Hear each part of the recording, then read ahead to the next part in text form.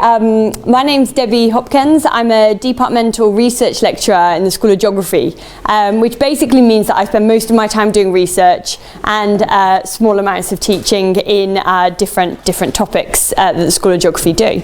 My background is in geography, and I did my undergraduate in Bristol, my master's degree at King's College in London. In between those, I spent 4 years living in Japan, and I lived in the mountains, and that's what stimulated me to go back to do my master's degree, because I was spending lots of time talking with people who'd lived in the mountains for a long time, and the Japanese mountains traditionally get an awful lot of snow, and they were talking to me a lot about climate change. And so at that time, I hadn't been particularly engaged in environmental issues. Environmental issues weren't something that were overly on my radar. I actually intended to come back and get a job in a bank, which now I find quite amusing, given the direction that my work has gone. And I eventually came back, studied, and started along a pathway of doing climate change research. And so when I got the invitation to come here, I was really excited for many reasons. One was that I wish there'd been something like this when I was at university, because I think it's a blooming, awesome idea. And my old institution in New Zealand, we set up a course trying to do this, but the fact that it's actually led by a student organisation and that it's sort of separate from formal curriculum, I think is awesome. But also because it brings together the two things that I am most passionate about. And so for the reasons that I'll go on to discuss, I got involved in transport research because of my passion for solving, resolving, talking about, finding responses to climate change. So, and before I get going, I should also say a note about the strike, yeah, goodness. I wish I had an eloquent way of saying it, but I stand in solidarity with my colleagues here and across the UK, and that I have been on strike today, and it is something that I continue to feel quite emotional about. I think a lot of people around the university do. So if anybody wants to talk to me about it, feel free to afterwards. So, starting off, a disclaimer and some objectives. I'm going to be mostly talking about cities and urban. And the reason for this is that urban mobility and rural mobility are quite different beasts. So it's very, very difficult to talk in general about these very different spatial scales, about these very different contexts, different provisions, different infrastructures, different practices, and that will weave through in some of what I'm going to be saying. I'm also going to be focusing on the global north, a very problematic term that many of you will maybe have come across before, which is to say sort of the industrialized or developed countries. In geography, we often refer to it as the global north and the global south, but also those are inherently problematic terms. I will provide a little bit of context around why I'm focusing on the global north in particular, and how those issues might be playing out differently in these different geographies. And I'm also going to be focusing largely on mitigation. I will talk about adaptation a little bit, but in the transport literature, the vast majority of attention has been on mitigation for reasons that I will explain. Okay. Transport-related emissions. Now, I'm sure that in your climate science lectures, talks, and discussions as part of this series, these types of figures and these types of graphs will have been problematized because they're not unproblematic. But what it does tell us is that in the UK, emissions are starting to decline. They're starting to go down a small amount. But really, these sort of overall figures aren't always the easiest. They're not always the best way of helping us unpick what's going on nationally, what's going on in different industries, what's going on in different places. And so this is something, these sorts of national figures don't tend to be that useful. They're also things that can be very politicized. They're figures that can be used and abused for different purposes. But the one thing it does tell us is that we're seeing this 5% decline in the UK. So that's a decrease in greenhouse gas emissions. But significantly, it's not happening in transport. So any declines that we're seeing, any decreases in terms of emissions, are not coming from transport. They're coming from other spheres, mostly around decarbonising electricity and electric power energy production. But we're not seeing this. So we're starting to get this discourse, this discussion, this sort of point around transport really being the problem. That we're not seeing any substantial action taken from people in various scales, from people in policy, in government, at various levels, internationally, nationally, locally. And so transport is slowly becoming this sort of awkward sticking point, the elephant in the room that nobody really wants to discuss, but probably needs to. This was the figure, the pie chart that got me interested in transport in New Zealand.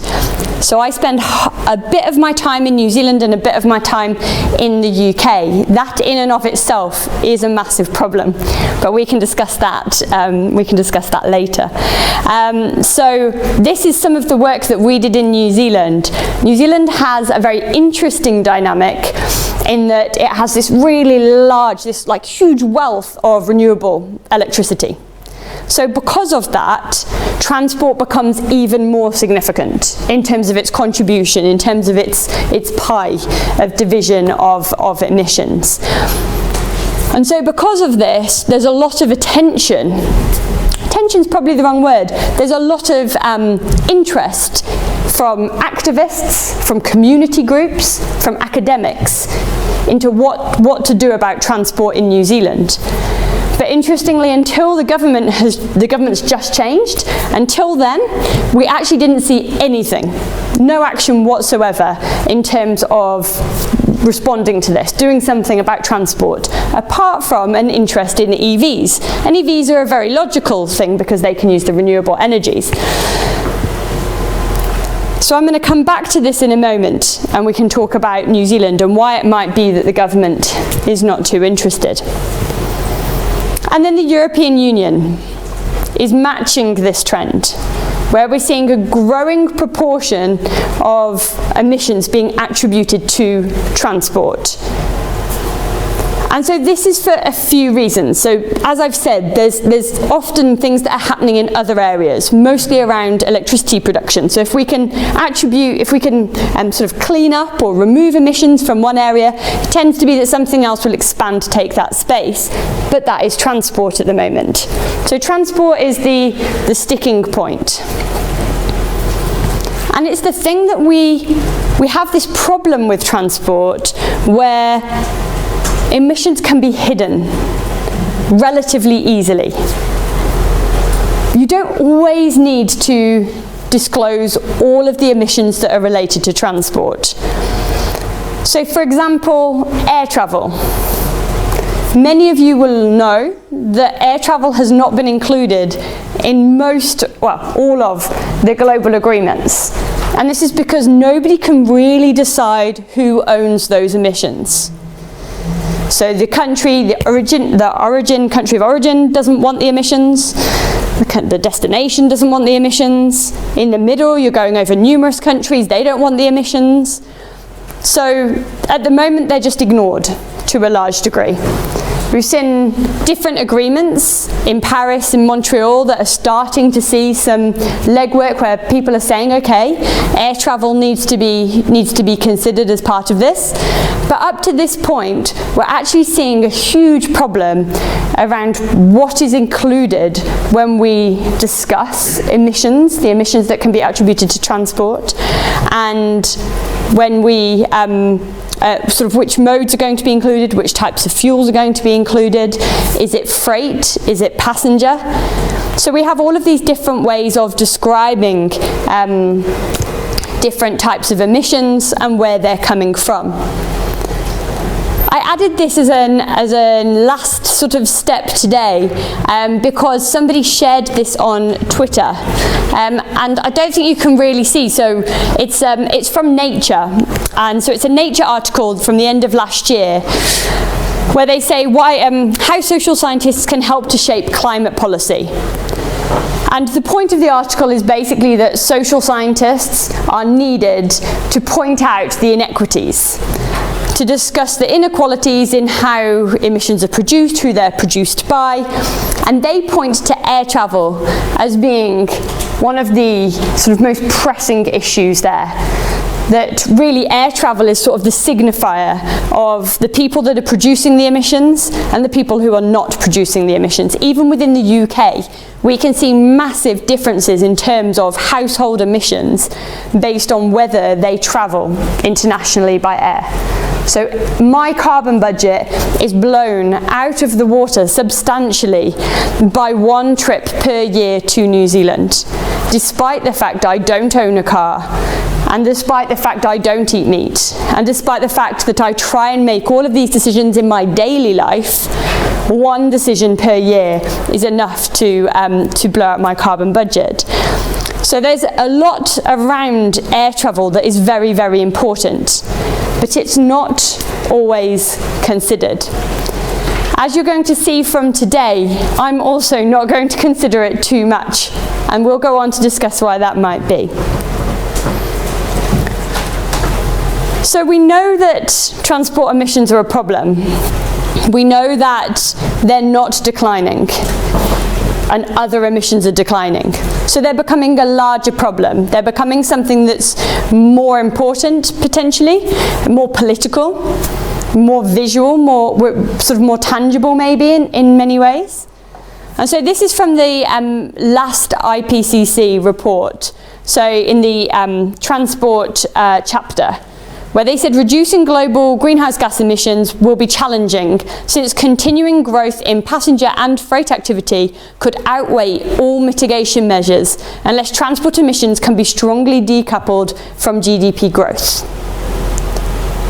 Now, there are some people that will argue that that decoupling has already happened to a degree. That we've already seen some decoupling of travel and GDP. And this is a phenomenon called peak car that I'll go on and talk about later on. So there is an argument there that that might be happening, but I think that nobody would argue that it's happening strongly. And we are seeing that activities are completely outpacing any attempts, any mitigation efforts. So we'll go and talk about some of those efforts already. But embarrassingly, transport is becoming known as the roadblock to climate change mitigation. And this is why I think everybody should be interested in and concerned about transport-related greenhouse gas emissions, or carbon emissions. So in terms of radical responses, radical decarbonisation, transport needs to be front and centre. And it's not, for many reasons. And we'll go on to talk about how people understand mobility, transport mobility, and why it might be that these things are perhaps not given the attention they should be.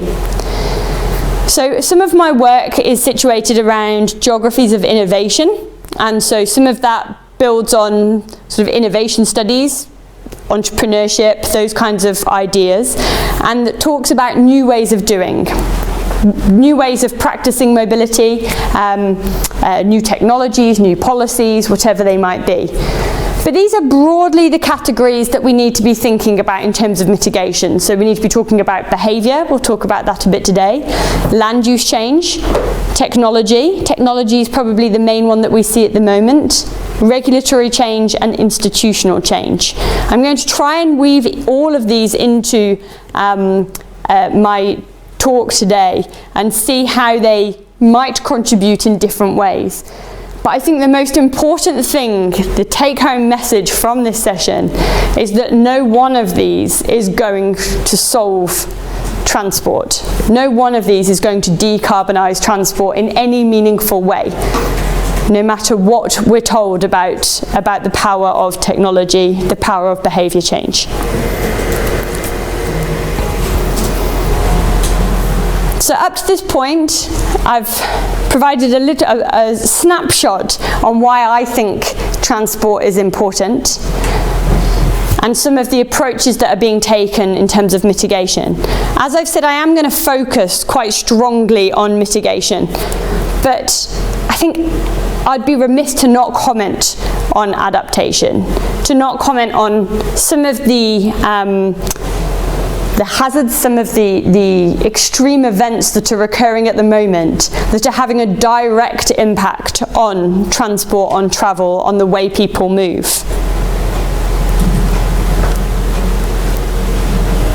So this is in the USA. This is after Hurricane Harvey. What we see here is a flooded infrastructure. And flooded infrastructure can be inconvenient. It can mean that we can't get to work.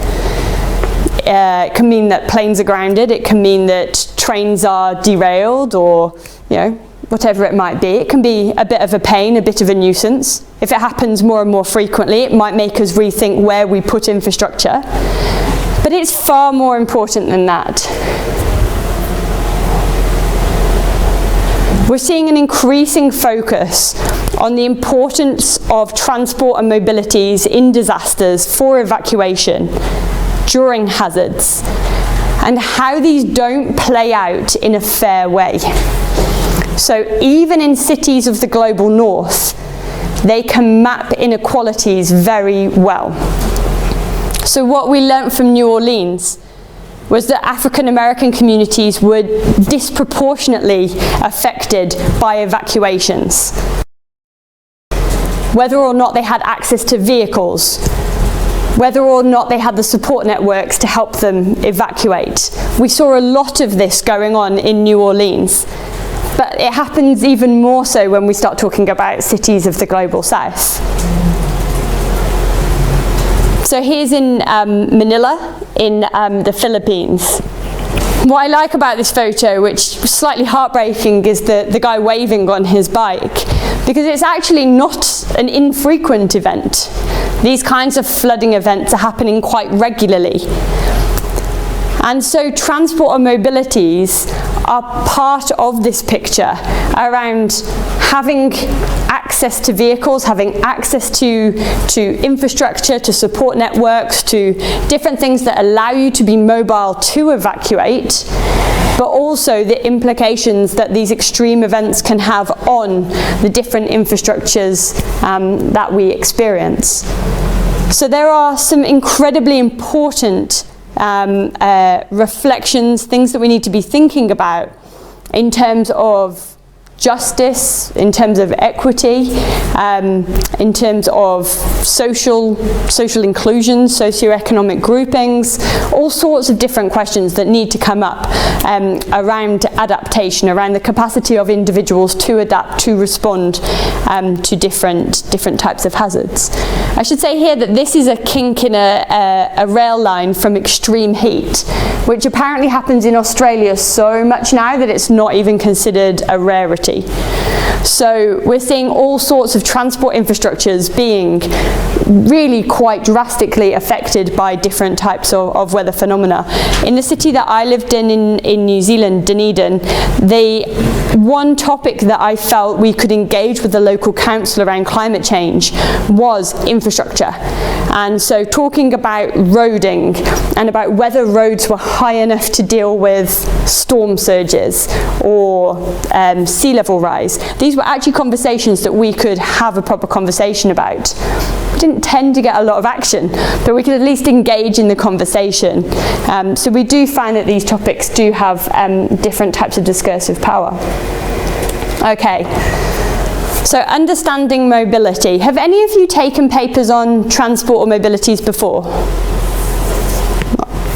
Okay, so I'm going to talk a little bit about two different ways that we broadly conceptualize, understand mobility. And so the first one doesn't always, but it tends to look at these types of images. Do you know what these images are showing?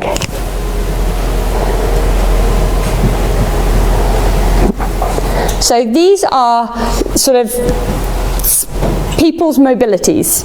So these are ways of graphing. This is a place, a three-dimensional place. And so as it moves up, we have time, and as it moves across, we have space. So it's a coming together of time and space. So it allows us to track people's mobility across time and across space. So then we can understand really nuanced things about flows of people in particular places. So these are quite useful tools and have been really connected to a growth in different types of technologies, tracking technologies, GPS. And so an author, Mei-Po Kwan, is a professor in the US, and these are both her figures. And so she's done a lot of work that has shown inequalities, urban inequalities around transport, how people move through cities, how they feel in cities, how that might change with different ethnic groups. So all sorts of things, like, so these with the two different colours, these are two different I think it's different ethnicities or different ages, but it's about how they move differently, how they experience the same city space in quite different ways. Do you think these are useful? Yeah, I think that they've got some use. I think that they can really expose some quite nice things. They're very visual, which is really nice. So you can take them to city planners or city councils, and you can have a conversation about how their residents move, where they go, when they go there. And those are the sorts of things that people tend to want to know. They want to know about flows. They want to know where people go roughly most of the time, where they need to put attention, where there's congestion. And these kinds of mappings offer some of those insights. And so this is traditionally called transport studies. So transport studies has a relatively long history. Not a very long history, but a relatively long history, back to sort of the 1950s. Transport geography has always been linked with economic geography. So it's always one of those sort of overgeneralizing words, it tends to link with economic principles. There tends to be sort of a marrying of theories across economic geography and transport geography. And it was really linked to this quantitative revolution. So where we started to be able to talk in more sophisticated ways. We were able to model how people move, how they might move in the future, and base decisions on that. And so these types of flows that I was talking about, they're really important for transport geographers or transport researchers in general. And this was also linked to this World War II, post-World War II infrastructure boom, where the UK, the USA saw that Germany had this massive infrastructure. They had all of these motorways and decided that they were really strategically important. So started putting in motorway networks. And those motorway networks are now fundamental to how we move in the UK, how we move in the USA and in other places as well. So this is all bound up in this kind of era of increasing infrastructure, needing to know how people moved, where they were going to move, and how we could provide for those movements. And these continue to be relatively static concerns today. So we tend to see that people have built huge careers around getting people from A to B, getting them there as quickly as possible. A good example of this in the UK at the moment is HS2. So High Speed 2, the train that's going to link London to the north. Has everybody heard about that? So it's been in the newspapers quite a lot. It's quite popular with the government of the day because it's going to connect the north and south, so it's going to revitalise the north, and it's going to knock about 20 minutes off a train journey from Manchester to London. And we're going to invest billions in this brand new train line to knock 20 minutes off a journey. I'm being a little bit flippant here, but you get the idea that we still talk in this kind of language. Crossrail in the UK, in London, we still talk about how many minutes are you going to save from here to here, as though the only thing that determines how we travel is speed, that we want to get places as quickly as possible. So you may be able to tell from what I'm saying that some of this can be quite limiting. It doesn't always tell us everything about the quite complex ways that people move. So these are images that I took from my personal stock And I sent photos to all of my friends to say, look, you're going to be on my lecture slides. This is my nephew going for a run. These are my friends in Iceland. What these images show is things happen when people travel that aren't particularly rational. They're not particularly mappable. Sometimes things happen when people travel that are a bit complex and a bit ephemeral. And so we need new tools, new ways that can help us understand that how people move isn't always determined by speed. It's not always determined by rational intentions. Sometimes we travel for different reasons. Sometimes we get in our car and drive around just because. Sometimes parents drive their children to school because they like to have time in the car to talk to their child.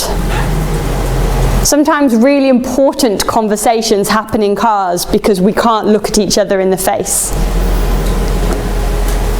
At the bottom we've got some photos around goods delivery.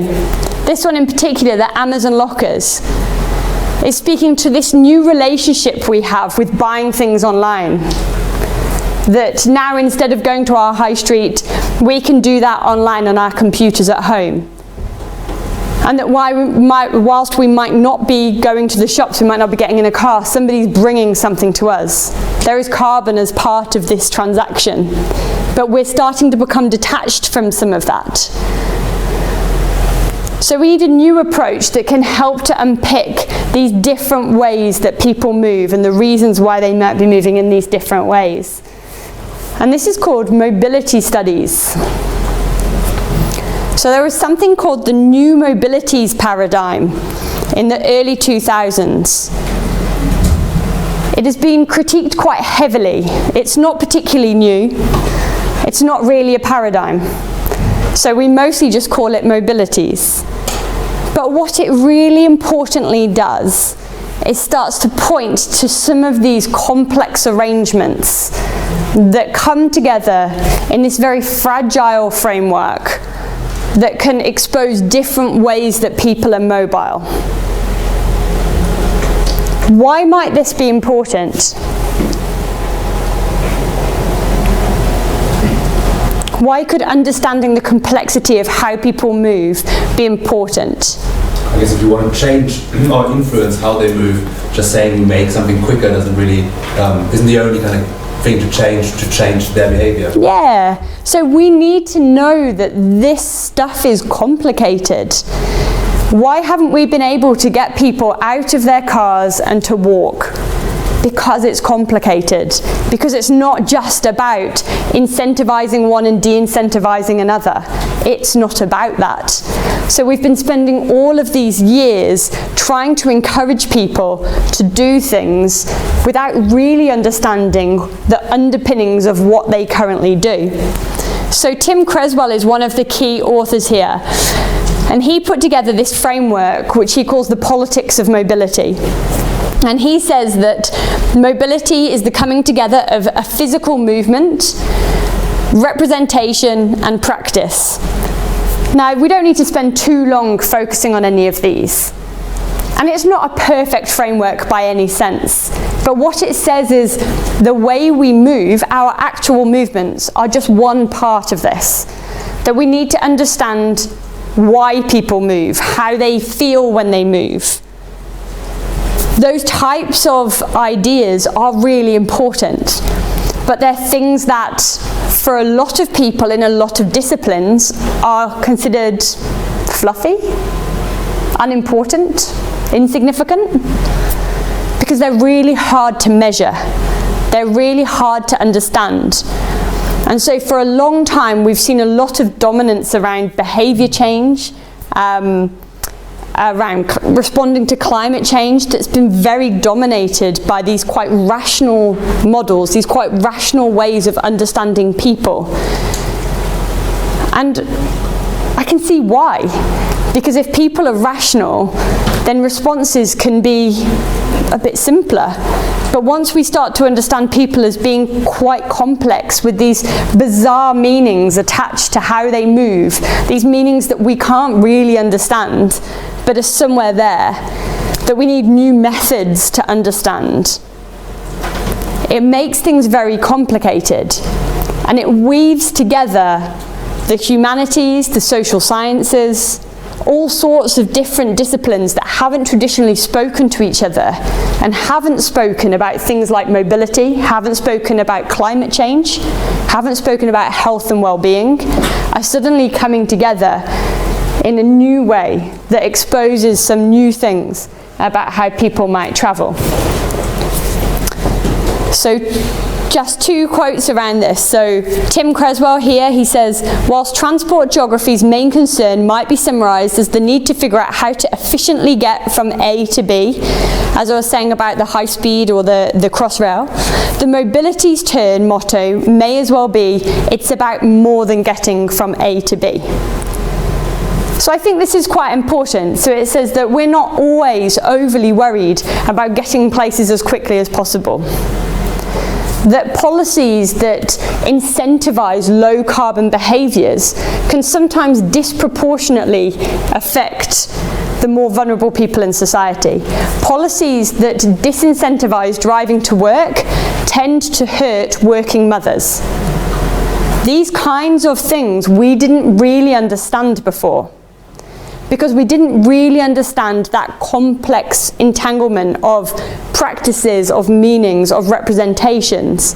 And those things are really important if we're going to be responding to climate change in a really equitable and fair way. But I think it's important, after showing my biases here towards a more complex understanding and reading of mobility, to say that these really aren't opposing disciplines or approaches. That the way I've presented them has been a rather crude detachment of one from the other, and it's not really fair to do that. That whilst there is some work in transport that's sort of very far to the one end, and there's work in mobilities that's very far to the other, it is very much a continuum, and most of us float somewhere in the middle. Because there is huge value in the methods and approaches that come from transport, and there's huge value in the methods and approaches that come from mobilities.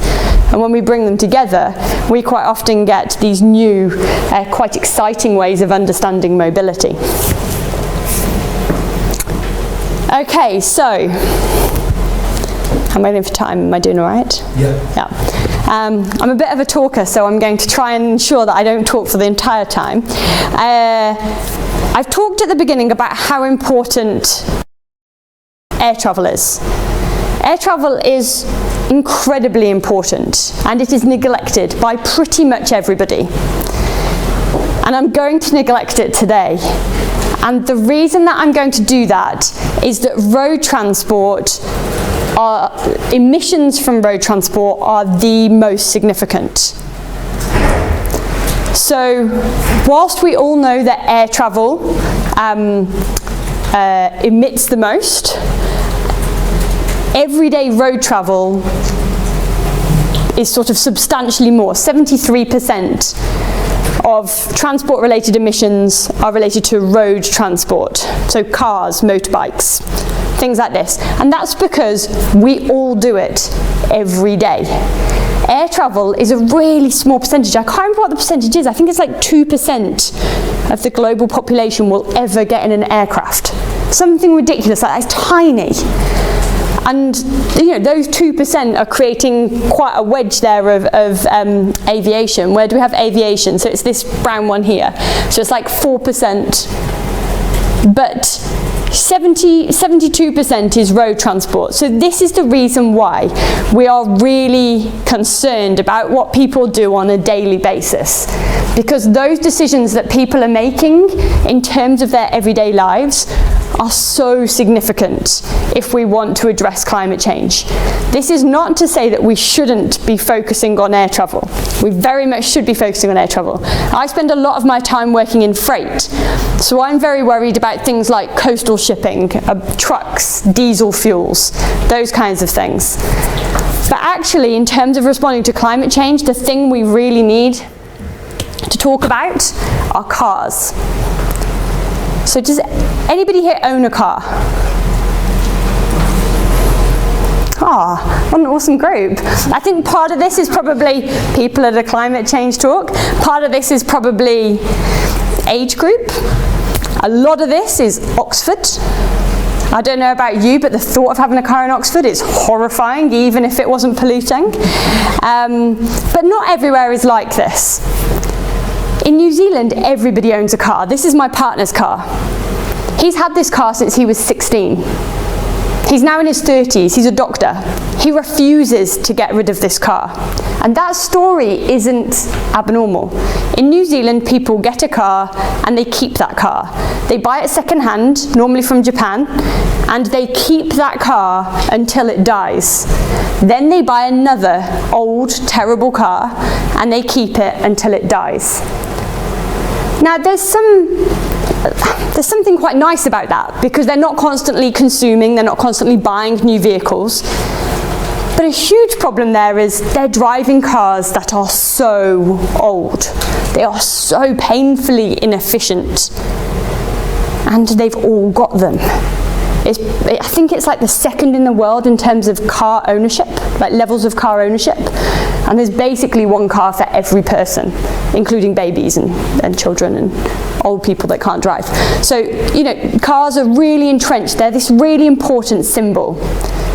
And this comes back to this mobilities perspective, right? So it's not really just about a car and we get from A to B with that car. The car is really important. This is called the Red Viper. People name their cars.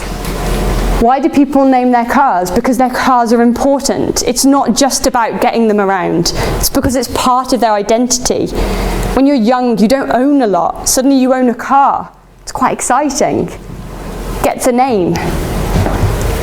But it's not just about cars.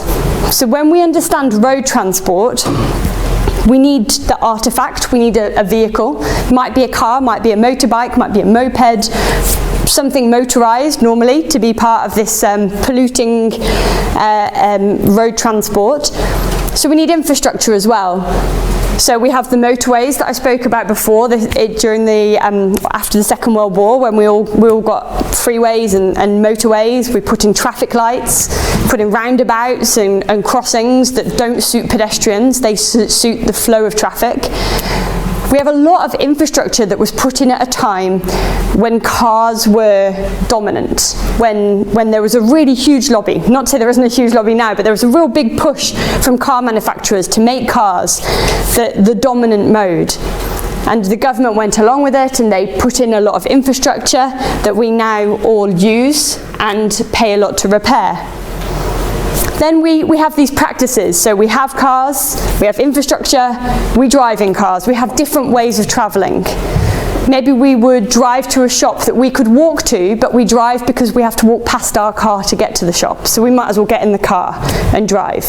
We make completely irrational decisions about distance, about heaviness. If you don't have a car, it's amazing what you can carry from the supermarket at home. You can really carry quite a lot of stuff. You can put a lot on a bike, but when you've got a vehicle that you've got to walk past, probably you might as well go.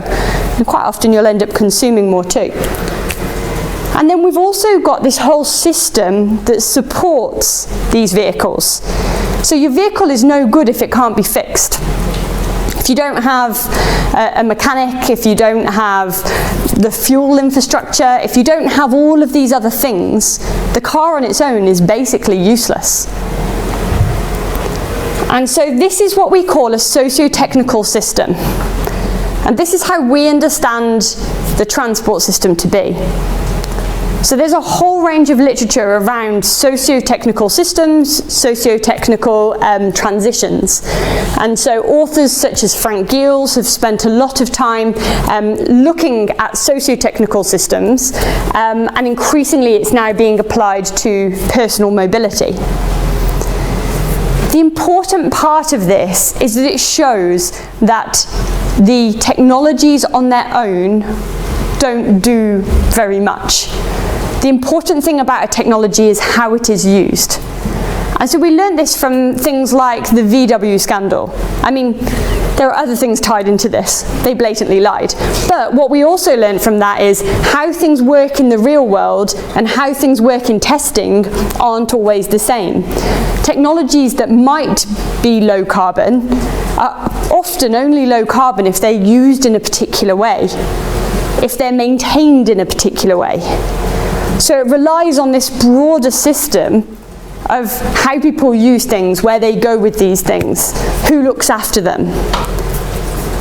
And so this kind of diagram builds on some of the work of sort of complex systems, of actor network theory, where it talks about that intersection of human actors and non-human actors, of material and immaterial, of how all these different things come together and sustain a particular system. They hold it in place.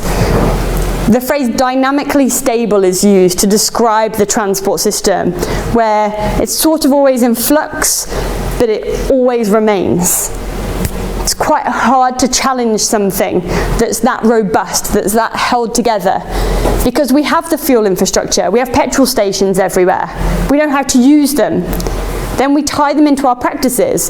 If you go on a car journey, you go to the petrol station, you normally get a coffee. So then you think, well, I might as well stop here because I'm going to get a coffee anyway. You know, it's tied into all of these other practices. They don't sit on their own. And this is really important if we're thinking about how we're going to challenge it. Has anybody come across this term before? Automobility. So John Urey is a sociologist, was a sociologist. He passed away 2 years ago, prematurely. He was about 70, but he was still, I mean, he's still got books coming out now that he was writing. And so automobility is basically his concept. He wrote a lot about automobility, and it builds upon this idea of this complex system that holds together car-based transport, private car-based transport. And automobility is argued to be the dominant regime. It's the dominant system that we currently live in. And it's a system that means that you need a vehicle. That vehicles aren't just useful, that to participate in the regime, you have to have a car. So it enables driving, but it also enforces the need to drive. It suggests that not being part of it is somehow abnormal. And he spent a lot of time talking about how it had become this sort of entrenched system. And he used historical analyses of how the car has become this quintessential manufactured object. He talks about the personification of vehicles. We've got colleagues here at Oxford that do work on how vehicles are increasingly looking like people. They have eyes and they have smiles, and how manufacturers are actually working to make vehicles look more human, to buy into this notion of the vehicle being this really important item that's part of your family, that has a name, that you look after. And it gets linked into all of these practices. On a Sunday, my parents' neighbours clean their cars. They have 3 cars for 2 people. And on a Sunday, every Sunday, they go outside together and they clean their cars. That's part of their identity. It's part of their routine. It's what they do on a Sunday. It's bizarre to me that they would have 3 cars for 2 people.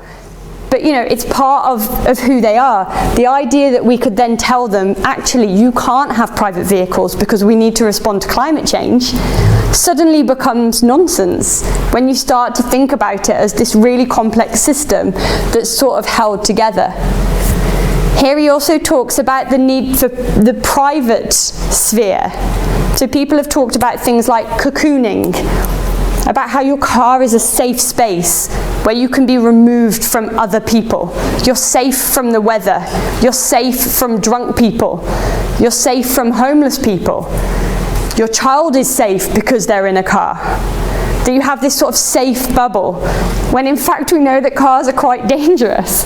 But it's got this notion of safety, and it's that notion that's more important. because all of this is built around these imaginaries, these ways that we understand a normal way to behave to be. So I recommend reading on automobility if this is a topic that you're interested in, and I can point you in the direction. But automobility also talks about lock-in and path dependency. So everything I've spoken about is part of this path dependency, part of this lock-in. A very simple way of thinking about it is that when you buy a vehicle, you no longer think rationally about your costs.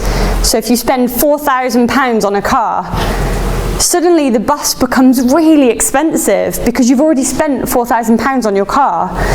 Then you've got maintenance and you've got fuel, but those things are never accounted for when thinking across the costs of different transport modes.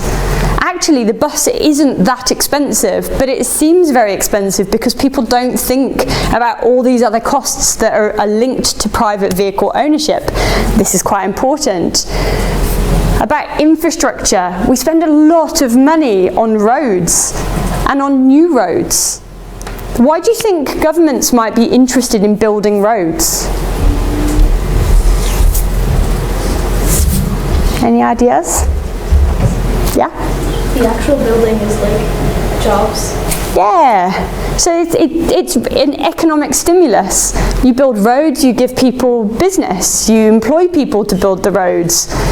You can also, it looks really nice to voters because if they live in an area where there's lots of congestion and you build a new road, you really like the politician because there's no longer congestion on your road because there's two roads.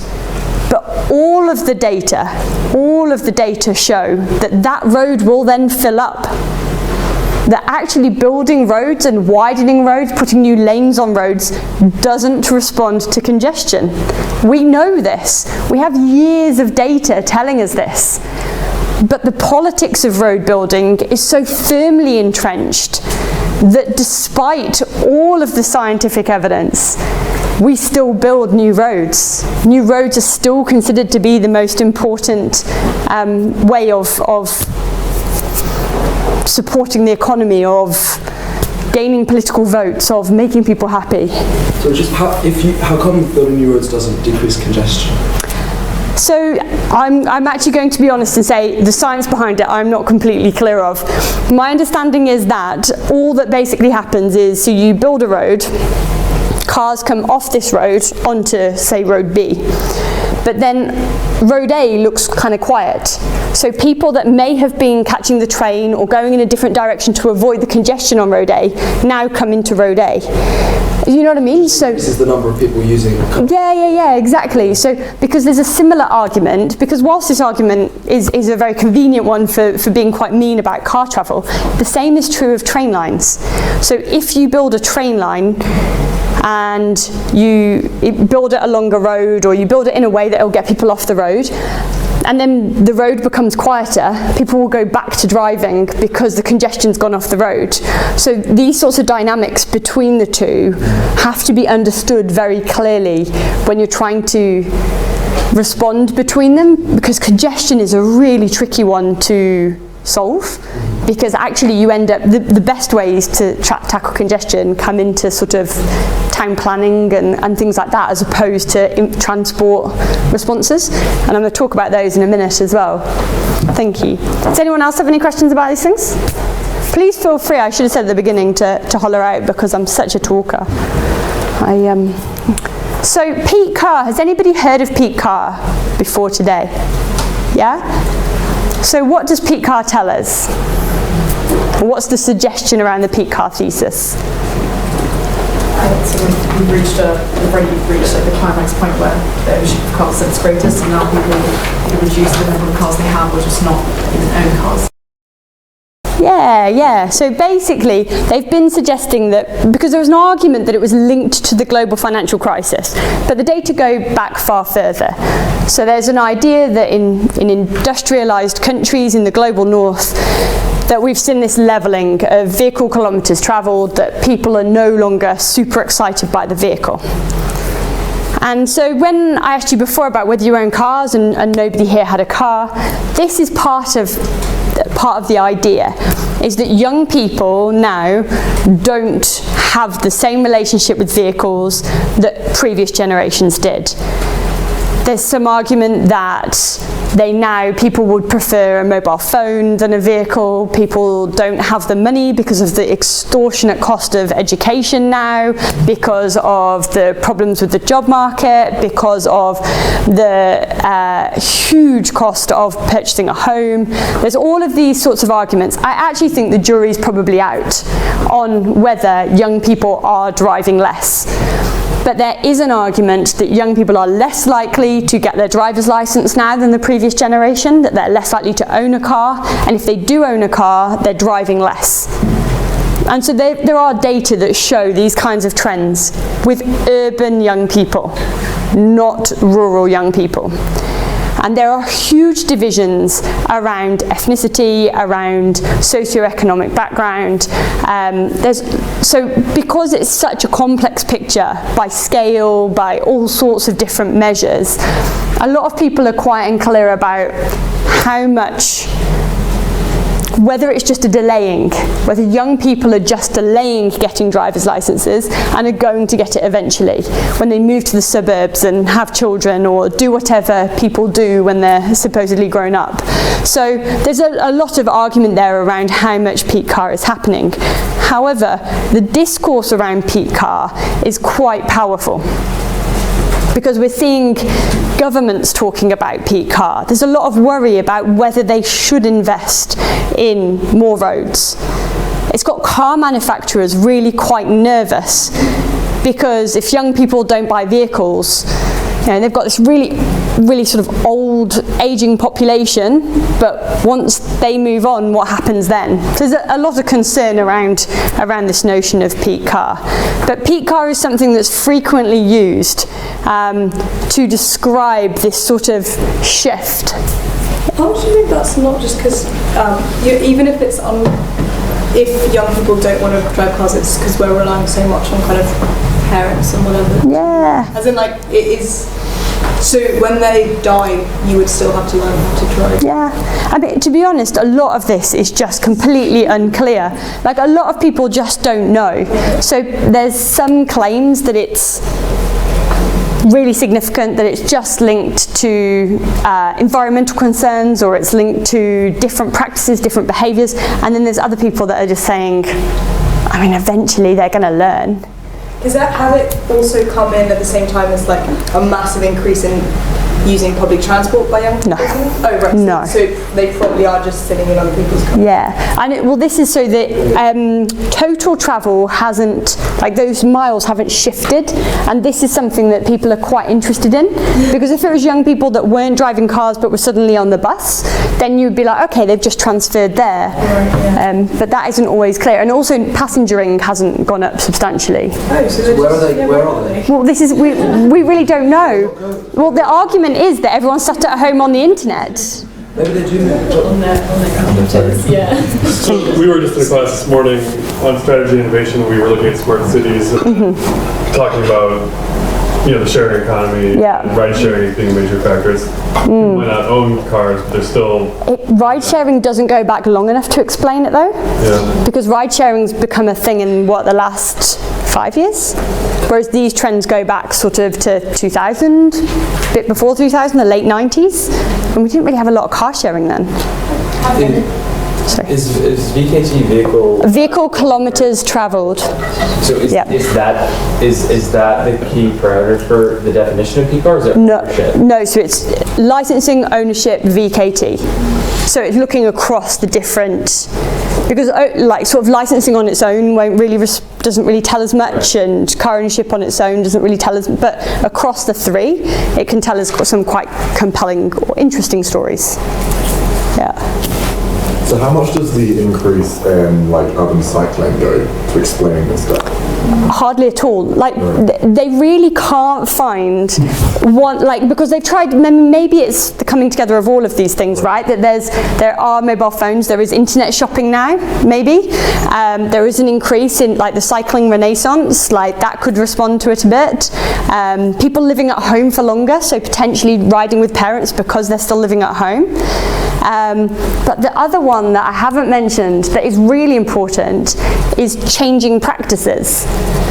So are young people flying more? Like, what's the scale that we're thinking of this? If we look at a city and we say that young people in this city are traveling less, so their overall kilometers or their overall miles are going down, or they're static, what are we not looking at?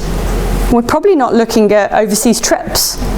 So in New Zealand, for example, where we've had these same trends and looked at these same data, there is a massive increase in domestic air travel.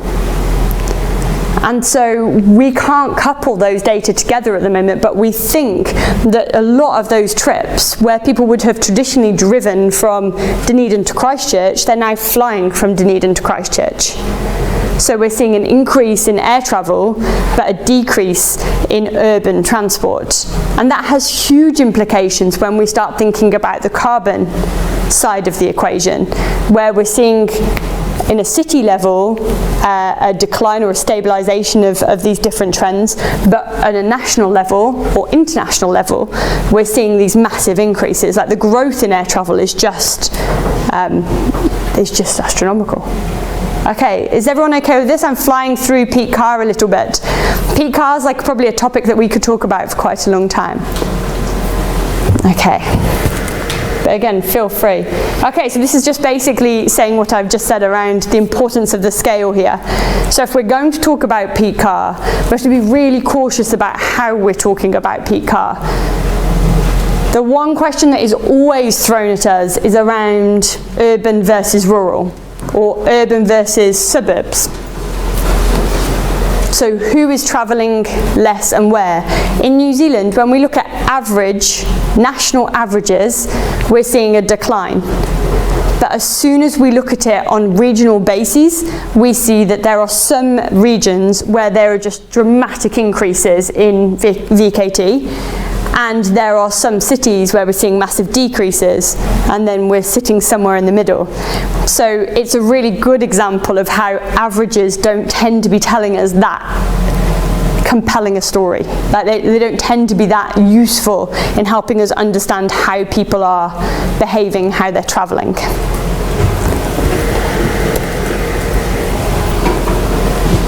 But it's really important here to stop and reflect slightly on the global south.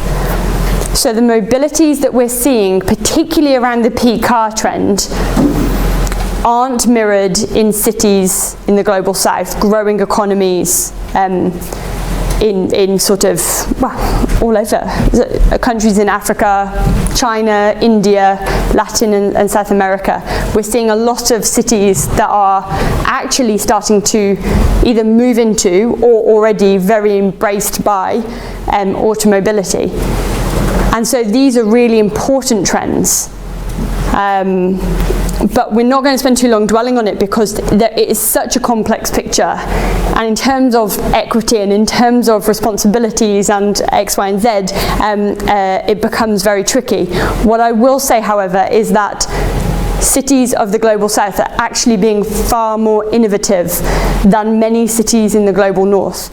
And we are seeing a lot of policies, a lot of technologies, a lot of new infrastructures, things happening in cities of the global south that we just don't see in other cities. And we can talk about that in the discussion if you'd like.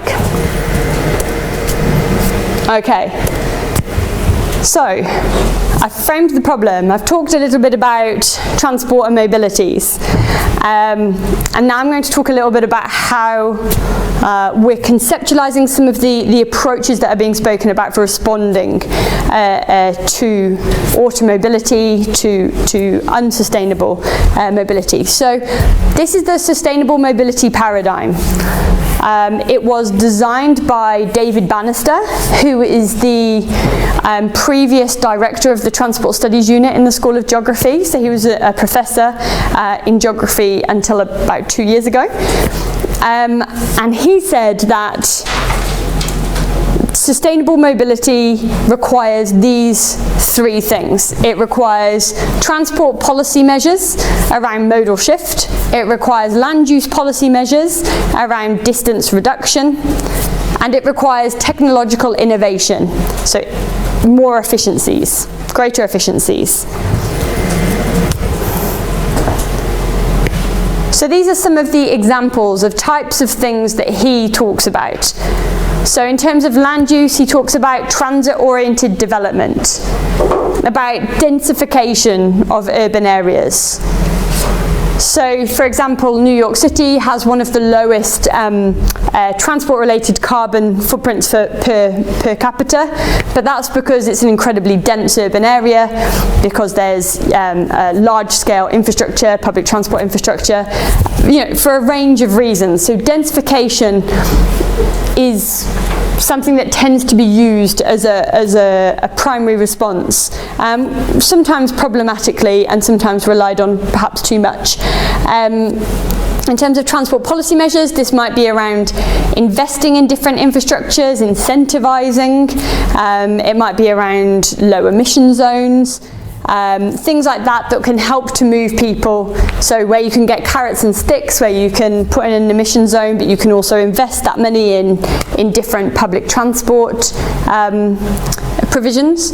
And then technological innovation. This is what I'm going to focus on a little bit, because this tends to be the primary response, the primary way that people think about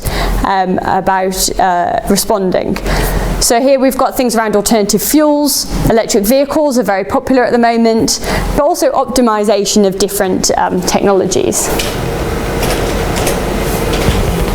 So very quickly, the distance reduction argument is that because of automobility, we have designed urban spaces, we've designed countries, whole regions that mean that we need a vehicle. That we've put shopping precincts on the outskirts of town that are inaccessible without a vehicle. That people have sort of grown their networks, the places they work, the places they play, the places they study. They tend to be further apart now. And part of that is that we've built these sort of out-of-town, low-cost housing, or high-cost housing often. At the moment in the UK, for the Help to Buy schemes, you need to be buying a brand new property, and the vast majority of those brand new properties are on the outskirts of towns. They require cars. So we see how there's these policies that are going on that are incredibly well intentioned, that lock in some of the car dependent practices, some of the high carbon practices. And so then the argument goes that if we can somehow intersect these different practices, if we can look around zoning, if we can think about transit oriented development, about allowing people to work and live in the same places, I think lots of this is really saying about offering choices. Not everybody wants to live in a place that's really close to where they work. There are people that don't want that. And so it's not really around saying that everybody needs to do these things, but offering the opportunity for that to happen.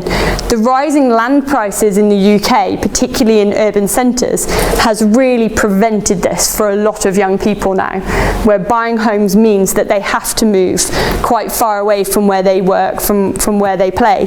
And those are quite important and significant shifts in terms of moving to low carbon.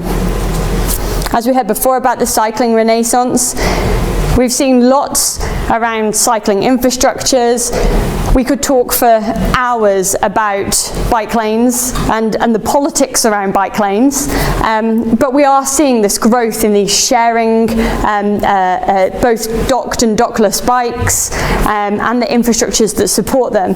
Those kinds of practices not only have importance in terms of the practice, but also that sort of representation, the meanings attached to these, to seeing them, to normalization. So when Boris got onto the bike in his suit and he sort of rode the bike around London, that had a real discursive power. It was really significant for how people thought about how you needed to be dressed to ride a bike. And I think that that's really important. Those kinds of messages, those kinds of imagery have been really significant in getting people onto bikes. Increasing efficiency is really linked to vehicle technologies, which we probably don't have too much time to talk about now. Fuel technologies are at the heart of this.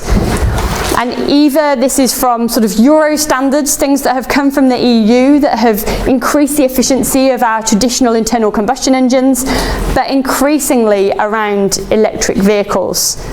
And so we're seeing a lot of work going on in Oxford at the moment around electric vehicle and electric vehicle infrastructure, because electric vehicles are basically the same vehicle in terms of ownership style, so we still own them, and they fit very nicely within our current configuration of our mobility system. But one or two aspects of that mobility system are really tricky. So we currently have a system that works for petrol and diesel. So how are we going to work in terms of our electricity sources, our power sources, our fuels? How does that all fit together? How will different charging practices change how people are mobile? So it's exposing a load of questions there around our current infrastructure and our current ways. So I think that that's quite significant. I promise I'm moving towards the end now, but to come on to behaviour. Now, I haven't really spoken about behaviour very much, but behaviour is a really important part of this puzzle. Because as I said at the beginning around technologies are only as good as how they are used. And we see technologies get used in very different ways by very different people. So different places have different ways of appropriating technologies, of using them in different ways for different meanings. And it's a really significant it's really significant for carbon emission reduction, because we can have vehicles, private vehicles, the way they are currently used are part of the problem. But vehicles actually on their own, not overly problematic. But when we depend on them the amount we do, when they become these cultural icons, they have these entrenched meanings, suddenly they become far more complex. Theories of social practice are a really interesting way of thinking about how people behave. That sentence would really upset people that do work on social practice. Have any of you used social practice theories before? So they have a really long history, and people that use social practice are very cautious of the language that they use, and so that's why they wouldn't really like me using behaviours and practice in such a mixed up sense.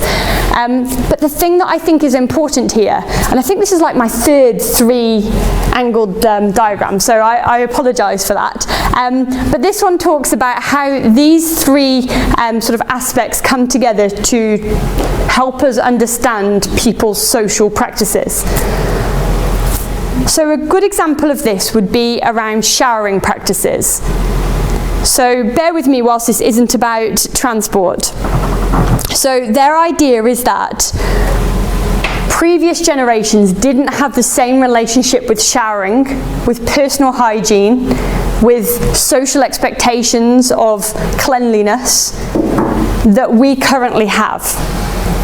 So we not only have showers in our homes, that tend to have power shower heads nowadays, and lots of warm water. When I was a child, we didn't have as much warm water as we have now. If we had a long shower, no one else in the family had a warm shower because we had a finite amount of warm water in our house. Now I can shower for days and nobody would tell me off. So we've got a really different infrastructure around that, but also there's a certain expectation. If I walked into this room and I was really smelly, you'd probably have turned to the person next to you and gone, oh gosh, she probably needs to have a shower. Why did she come down here so dirty? Or you wouldn't maybe you'd think that maybe I was a little bit kooky or a little bit interesting. Why she come in so dirty when she's coming to talk to a group of people? We have these sorts of ideas of how we should look and how we should behave and how we should smell and how clean we need to be. And this has been a really significant part of the social practice area, because from an energy point of view, from a carbon point of view, that's really important, that we have managed to entrench these quite energy dependent practices with these different ideas of what is normal, how people should behave. So it's not just the showers alone that have meant that we shower more. It's everything that comes together. And so this follows through for things like cycling to work, walking to work. If we start to ask people to ride their bikes to work, maybe they want to shower at work because maybe they don't want to go to work feeling a little bit sweaty or a little bit warm. In certain cultures, there's a really different attachment or a really different thought process around sweat and what bodily sweat means. Quite often we hear things in countries with helmet laws where people don't want to go into the office with helmet hair. These sorts of things are very important. The example we use quite often for walking is norms of women's footwear. And we've got huge literatures around women working in sort of corporate environments and how they're expected to wear high heels, but wearing high heels aren't conducive to walking to work. So they walk to work in trainers, get to the door, put on their high heels, walk to their desk, kick off their high heels, walk around all day without high heels, put them back on, walk to the door, and then put on their trainers. And how this has really important meanings for whether you take up certain active modes. Because it would be far easier to drive to the door in your high heels or without your high heels on, slip them on, rather than needing trainers. So social practice tells us a lot about not only the material items, but the meanings, the codes that are put and linked with these, that link us with other people and other practices, and how all of those practices come together in these constellations that help us understand how people move can sometimes be irrational, or some of the historical lineages around why people behave in the ways they do. Now, I've got a whole thing on transport innovation, but I'm aware I've been talking for far too long. Shall we wind it up here? And given that we have two people that have done work on smart cities, we can talk about smart cities, because a lot of the innovation was around automation and robotics, which sits quite nicely with some of the smartness. But I will leave it there, and I will share the slides with all of you so that you can have a look at them. And please feel free to contact me if anything that I've said you would like to talk about it more, or you'd like to tell me that I'm an idiot. Feel free to do so. Thank you.